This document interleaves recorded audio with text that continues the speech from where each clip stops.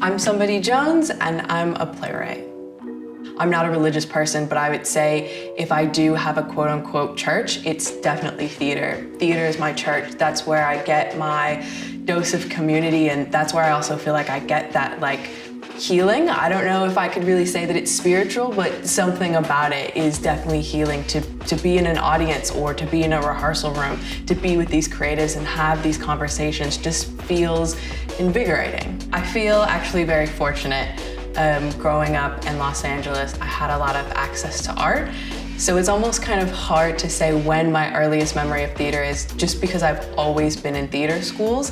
Even my elementary school, I was always in plays. My middle school was all about theater, and even my high school was actually made for my middle school so that the students could then go on and continue their learning.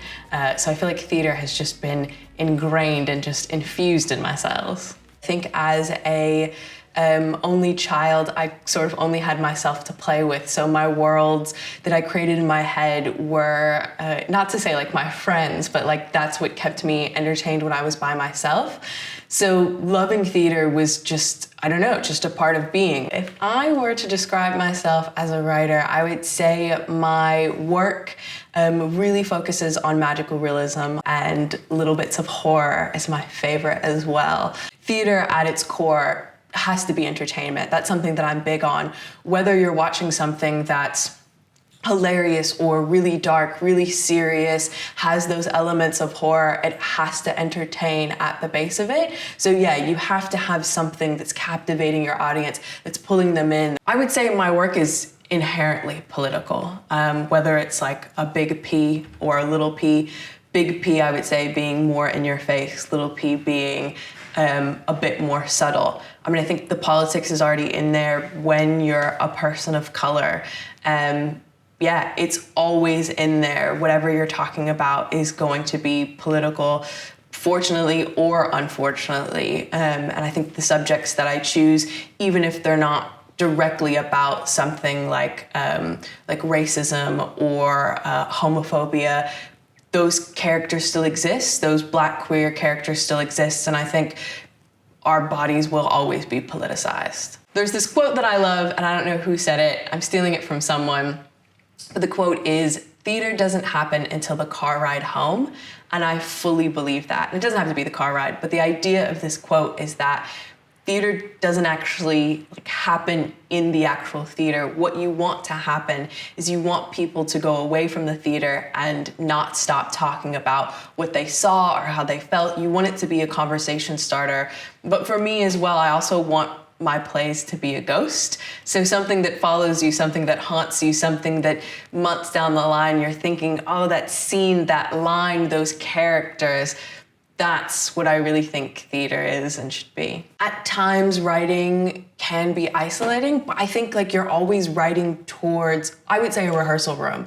I'm always writing towards knowing that this is just not going to be me sitting in front of my computer. It's gonna be me and a dramaturg, me and a director, me and actors. Theater is definitely different from other mediums. First is the liveness of it. So the fact that you're going to have an audience, every performance is going to be different.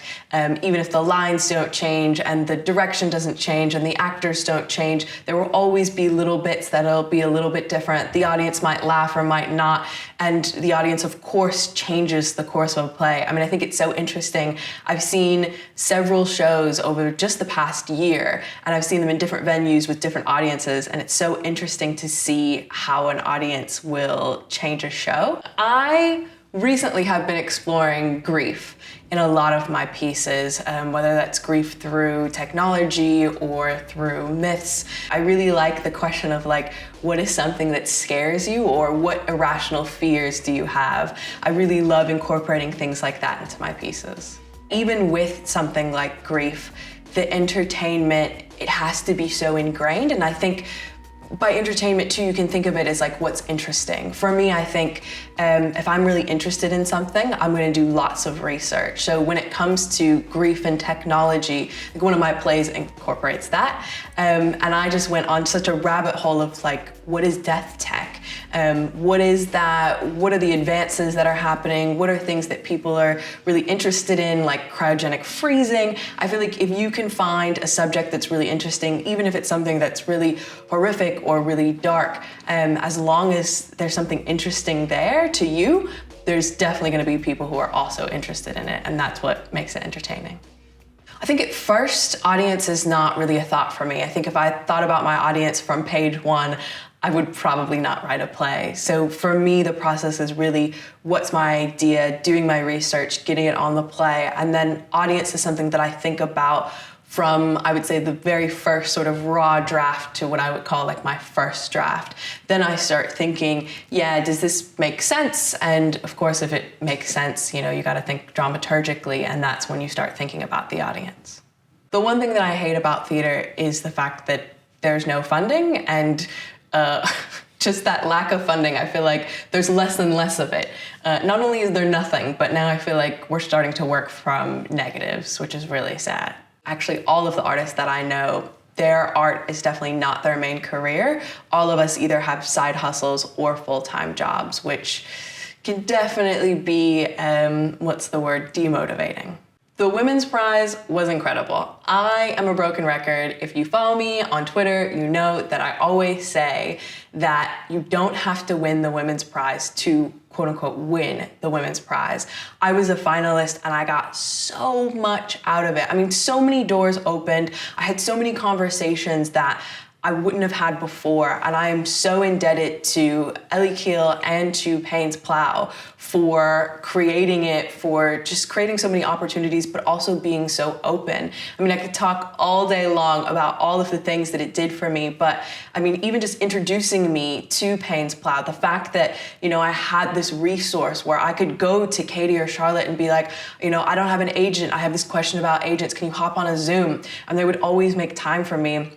Is absolutely incredible. And I think too, the Women's Prize being a finalist, it gives you a certain label, which is really interesting, that all of a sudden, oh, you're a Women's Prize finalist. Oh, maybe we should respond to your email, or let's have a conversation. What plays do you have? We'd love to read them. I think that was incredible. And I also got TV meetings, which is something that I did not expect. For so long, I called myself an aspiring playwright and not a playwright or emerging playwright. I mean, I think it was only maybe last year that I finally started calling myself a playwright. I think validation is really hard, especially for those of us who are global majority or in minority communities.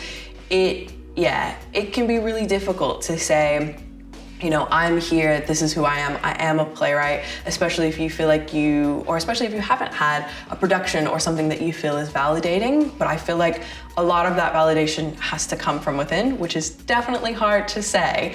But you have to really know and believe in yourself and have that confidence. And I think that confidence is what really will push you to make work, take risks, meet people, network, apply to these prizes and things like that, have these conversations, send those emails. So the more that you can be confident in yourself and have that confidence come from inside and not something external is great.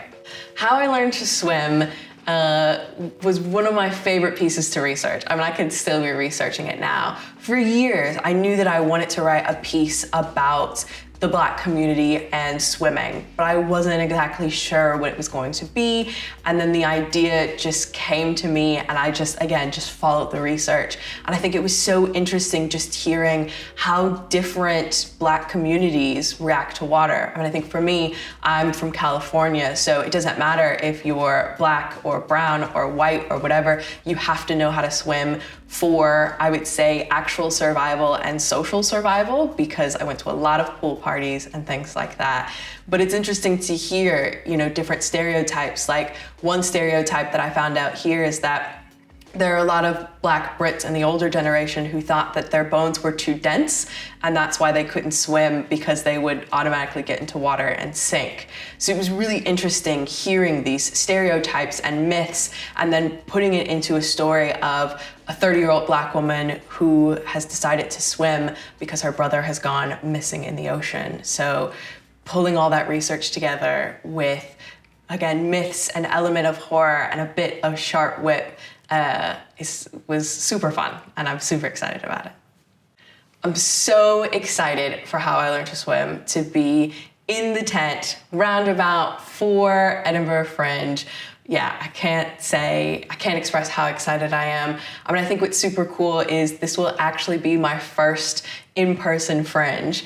And it's really cool to hear people's opinions. I talked to this one short film producer who said she only goes to roundabout shows and she will spend all day in the tent. So getting to hear how revered Payne's Plow and Roundabout has been really cool. And also to see all of the amazing artists who have come before me just feels really humbling and exciting. Working with Payne's Plow has been absolutely incredible. I really wish that every writer had this opportunity, not just with Payne's Plow, but with other theaters as well. It has been so just informative and transformative. The fact that I'm in the office once a week, I mean, I get to hear I get to be a part of programming meetings, but I also get to hear conversations that I wouldn't have heard otherwise had I not been in the office. And I think what's incredible is every single person on the team is willing to talk to me. If I want to ask Jody, the executive director, things about budgets, funding, or talking to Arts Council, she will always make time to talk to me. So it's incredible to get that lens into a theater company, but also from a writer's perspective and from my commission, I mean, being able to have, this immense resource of, again, artistic directors or producers who can read my work and give me feedback is so important, so helpful, and I'm so grateful to have this opportunity. I feel like with Payne's Plow, and I'm not just saying this, they are so welcoming, and I feel like the things that I have realized here is, first of all, respect. They respect my opinion, even if we don't agree, which is a lot. I'm very opinionated. They respect me, and it's great. They're also very warm and welcoming. They're always ready to have a chat. It's respect, it's being welcoming, and also, I would say, communication/honesty. There are some things that theaters can do for you, and there are some things that they can't do for you. And so I think just being honest about, this is what we can do, this is what we can't do, I think is really important, especially if you're dealing with contracts, especially if you've been commissioned. Of course, you want your commission to then be produced, but it's really important for theaters to say, hey, this commission, it might not be produced, or it's not going to be produced. This is just your space to write, or don't write towards a production, write something that you want to write, because honestly, this is our financial situation. Things like that, I think, are super important. And actually, if I'm gonna add just a bonus one, just to tail in that, it would also be people who are really invested in you as a person and as an artist, people who are there to say, hey, you need to connect with this person, let me introduce you to this person. I think that's really important as well.